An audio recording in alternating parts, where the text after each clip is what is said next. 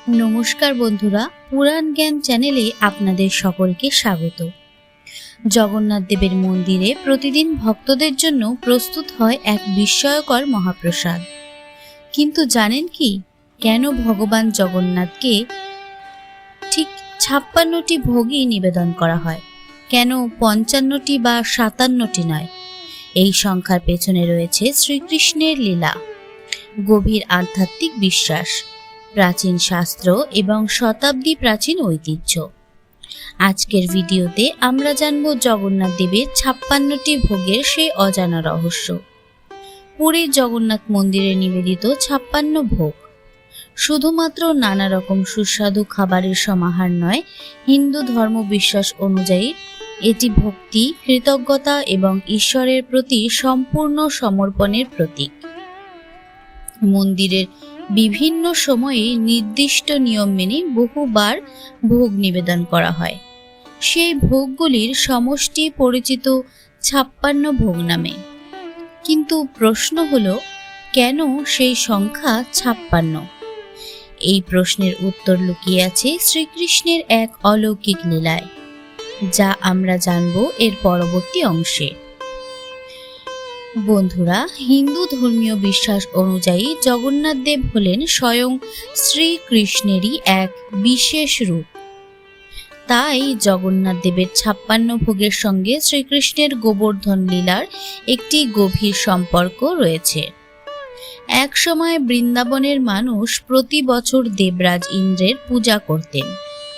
কিন্তু শ্রীকৃষ্ণ সবাইকে বললেন, প্রকৃতপক্ষে আমাদের জীবন ধারণের জন্য গোবর্ধন পর্বত, গরু ও প্রকৃতির অবদানই সবচেয়ে বেশি।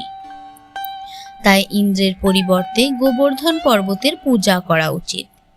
এতে দেবরাজ ইন্দ্র অত্যন্ত ক্রুদ্ধ হয়ে যান এবং বৃন্দাবনে প্রবল ঝড় বৃষ্টি নামিয়ে দেন। তখন মাত্র 7 বছর বয়সী শ্রীকৃষ্ণ নিজের কনিষ্ঠ আঙুলে গোবর্ধন পর্বত তুলে ধরে সমগ্র বৃন্দাবনবাসীকে আশ্রয় দেন। ধর্মীয় কাহিনী অনুযায়ী সেই 7 দিন ও 7 রাত শ্রীকৃষ্ণ পর্বত ধারণ করে থাকায় তিনি তার দৈনন্দিন আহার গ্রহণ করেননি। শাস্ত্র বিশ্বাস অনুযায়ী মা যশোদা প্রতিদিন শ্রীকৃষ্ণকে 8 বার খাওয়াতেন। 7 দিন ধরে সেই 8 বারের খাবার তিনি গ্রহণ করতে পারেননি। 7 দিন গুণিত 8 বার অর্থাৎ 56। এই কারণেই ঝড় থেমে যাওয়ার পর বৃন্দাবনবাসীরা শ্রীকৃষ্ণের প্রতি কৃতজ্ঞতা প্রকাশ করে একসঙ্গে 56 ভোগ নিবেদন করেন। সেই ঐতিহ্যই পরবর্তীকালে জগন্নাথ দেবের পূজায় 56 ভোগ হিসেবে বিশেষ গুরুত্ব পায়। তবে এটি একমাত্র ব্যাখ্যা নয়, 56 সংখ্যাটির আরও আধ্যাত্মিক ও শাস্ত্রীয় তাৎপর্য রয়েছে, যা আমরা পরবর্তী অংশে জানতে পারব। গোবর্ধন লীলার কাহিনী ছাড়াও 56 ভোগের পেছনে আরও কিছু আধ্যাত্মিক ব্যাখ্যা প্রচলিত রয়েছে। যদিও এগুলি সবই বিভিন্ন ধর্মীয় মত ও লোকবিশ্বাসের উপর ভিত্তি করে, তবুও এগুলি ভক্তদের কাছে অত্যন্ত গুরুত্বপূর্ণ এবং তাৎপর্যপূর্ণ বিষয়। একটি ব্যাখ্যা অনুযায়ী মানুষের জীবন পঞ্চ মহাভূত ক্ষিতি, অপ, তেজ, মরুত এবং বোম এর ওপর প্রতিষ্ঠিত। এই উপাদানগুলির সঙ্গে মানুষের ইন্দ্রিয়, কর্ম ও জীবনের বিভিন্ন স্তরের প্রতীকী সম্পর্ক মিলিয়ে 56 সংখ্যাকে পূর্ণতার প্রতীক হিসেবে ব্যাখ্যা করা হয়। আর একটি ধর্মীয় বিশ্বাসে বলা হয়, ভগবানকে নিবেদিত 56 ভোগ কেবল খাদ্য নয়, এটি মানুষের জীবনের নানান স্বাদ, পরিশ্রম, কৃতজ্ঞতা এবং ভক্তির প্রতীক। অর্থাৎ ভক্ত নিজের জীবনের সর্বোত্তমটুকু ঈশ্বরের চরণে সমর্পণ করে। এই কারণে জগন্নাথ দেবের কাছে নিবেদিত ভোগকে সাধারণ কোনো প্রসাদ বলা যায় না, এটি মহাপ্রসাদ নামেই পরিচিত। কারণ বিশ্বাস করা হয় ভগবানের স্পর্শে এই অন্ন পবিত্র হয়ে ওঠে এবং সকলের জন্য সমানভাবে গ্রহণযোগ্য হয়। কিন্তু এই 56 ভোগে কি কি খাবার থাকে? সব খাবার কি মিষ্টি নাকি ভাত, ডাল, তরকারিও থাকে। পরবর্তী পর্বে আমরা জানব ভগবান জগন্নাথ দেবের 56 ভোগের থাকা বিভিন্ন পদের পরিচয় এবং তাদের বিশেষত্ব সম্পর্কে। জগন্নাথ দেবের ভোগে 56 রকম যে উপাদান থাকে সেগুলি কি কি? জগন্নাথ দেবের 56 ভোগ মানে 56 রকমের মিষ্টি, এমন ধারণা অনেকেরই থাকে, কিন্তু বাস্তবে বিষয়টি ভিন্ন। এই 56 ভোগে থাকে নানা ধরনের ভাত, ডাল, খিচুড়ি, শাক, তরকারি, পিঠা, পায়েস, মিষ্টান্ন, দই এবং পানীয়। অর্থাৎ একটি পূর্ণাঙ্গ সাত্ত্বিক ভোজনের জন্য যা যা প্রয়োজন তারই সমন্বয় দেখা যায় এখানে।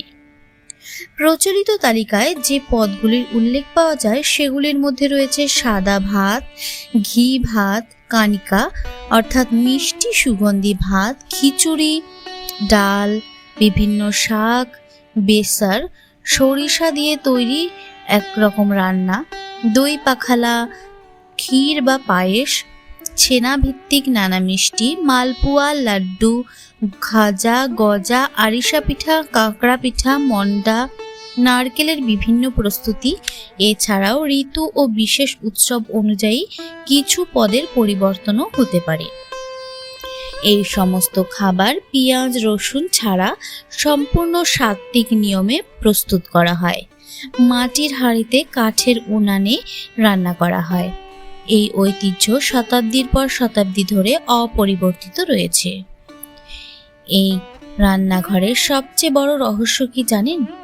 কিভাবে একসঙ্গে শত শত হাঁড়িতে রান্না হয় আর কেন ওপরের হাঁড়ির খাবার সেদ্ধ হয়, এই বিস্ময়কর রহস্য জানব এখন। জগন্নাথ মন্দিরের অলৌকিক রহস্যের মধ্যে হলো রান্নাঘরের অলৌকিক রহস্য। জগন্নাথ মন্দিরের রান্নাঘরকে বিশ্বের অন্যতম বৃহত্তম রান্নাঘর হিসেবে ধরা হয়। প্রতিদিন হাজার হাজার ভক্তের জন্য এখানে মহাপ্রসাদ প্রস্তুত করা হয়। সবচেয়ে আশ্চর্যের বিষয় হলো রান্নার জন্য আজও ব্যবহার করা হয় মাটির হাঁড়ি এবং কাঠের আগুন। আধুনিক গ্যাস বা বৈদ্যুতিক চুলার পরিবর্তে শত প্রাচীন ধরেই এই পদ্ধতি অনুসরণ করা হয়ে আসছে। রান্নার সময় একটির ওপর আরেকটি করে 7টি পর্যন্ত মাটির হাঁড়ি বসানো হয়। প্রচলিত বিশ্বাস অনুযায়ী সবার ওপরের হাঁড়ির খাবার আগে সেদ্ধ হয়, তারপর নিচের হাঁড়িগুলো রান্না সম্পন্ন হয়। এই ঘটনাকে বহু ভক্ত জগন্নাথ দেবের অলৌকিক কৃপা বলে মনে করেন। এছাড়াও আরেকটি প্রচলিত বিশ্বাস হলো প্রতিদিন যত ভক্তই আসুন না কেন মহাপ্রসাদের কোনো অভাব হয় না। আবার দিনের পূজা শেষ হলে অতিরিক্ত প্রসাদও নষ্ট হয় না। ভক্তদের কাছে এটি জগন্নাথ দেবের এক বিশেষ আশীর্বাদ হিসেবেও বিবেচিত। তবে এই ধরনের দাবিগুলো মূলত ধর্মীয় বিশ্বাস ও লোক প্রচলিত ধারণার একটি অংশ।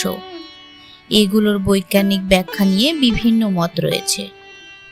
তার প্রশ্ন হলো, এই মহাপ্রসাদকে কেন এত পবিত্র বলে মনে করা হয়? কেন জাতি, ধর্ম, বর্ণ এবং সামাজিক অবস্থান নির্বিশেষে সবাই একই মহাপ্রসাদ গ্রহণ করেন? এই গভীর আধ্যাত্মিক তাৎপর্য নিয়েই থাকবে শেষ পর্ব। কেন জগন্নাথ দেবের মহাপ্রসাদ এত পবিত্র? জগন্নাথ দেবের 56 ভোগ শুধু সুস্বাদু খাবারের সমাহার নয়, এটি সমতা, ভক্তি এবং মানবতার এক সমাহার নয়। এটি সমতা, ভক্তি এবং মানবতার এক অনন্য প্রতীক। হিন্দু ধর্মীয় বিশ্বাস অনুযায়ী ভগবান জগন্নাথ দেবের কাছে নিবেদন করার পর ওই ভোগ মহাপ্রসাদ হয়ে ওঠে। পুরীর ঐতিহ্যে বলা হয় এই প্রসাদ সকলের জন্য সমান। ধনী, গরিব, জাতি, বর্ণ বা সামাজিক পরিচয়ের কোনো ভেদাভেদ এখানে নেই। এই কারণেই শত শত বছর ধরে অসংখ্য ভক্ত একই মহাপ্রসাদ একসঙ্গে গ্রহণ করে ভ্রাতৃত্ব ও ঐক্যের বার্তা বহন করে আসছেন। আরও একটি প্রচলিত বিশ্বাস হলো ভগবান জগন্নাথের কাছে ভক্তি ভরে নিবেদন করা অন্ন কেবল শরীরের ক্ষুধাই নয়, মনের শান্তি ও আত্মিক তৃপ্তিও এনে দেয়। তাই লক্ষ লক্ষ মানুষ দূর দূরান্ত থেকে শুধু এই মহাপ্রসাদ গ্রহণ করার জন্যই পুরী ধামে আসেন। তবে মনে রাখা জরুরি, 56 ভোগের উৎপত্তির অলৌকিকতা এবং বিভিন্ন আধ্যাত্মিক ব্যাখ্যার অনেকটাই ধর্মীয় বিশ্বাস, পুরাণ কথা এবং লোক ঐতিহ্যের উপর ভিত্তি করে। ভক্তদের কাছে এগুলির ধর্মীয় গুরুত্বও রয়েছে। বন্ধুরা, জগন্নাথ দেবের 56 ভোগ শুধু একটি খাদ্য তালিকা নয়, এটি ভক্তি, কৃতজ্ঞতা, সমতা এবং শতাব্দী প্রাচীন ঐতিহ্যের প্রতীক। বন্ধুরা, ভিডিওটি যদি ভালো লেগে থাকে তাহলে একটি লাইক করবেন এবং শেয়ার করবেন। আমাদের চ্যানেল পুরাণ জ্ঞানকে সাবস্ক্রাইব করতে ভুলবেন না। এমনই সনাতন ধর্ম, পুরাণ এবং আধ্যাত্মিক ও ভারতের প্রাচীন রহস্য নিয়ে আরও ভিডিও দেখতে আমাদের সঙ্গে থাকুন। সকলে ভালো থাকুন, সুস্থ থাকুন। দেখা হবে নতুন কোনো ভিডিওর সঙ্গে খুব শিগগির। জয় জগন্নাথ, জয় বলভদ্র, জয় সুভদ্রা। ধন্যবাদ।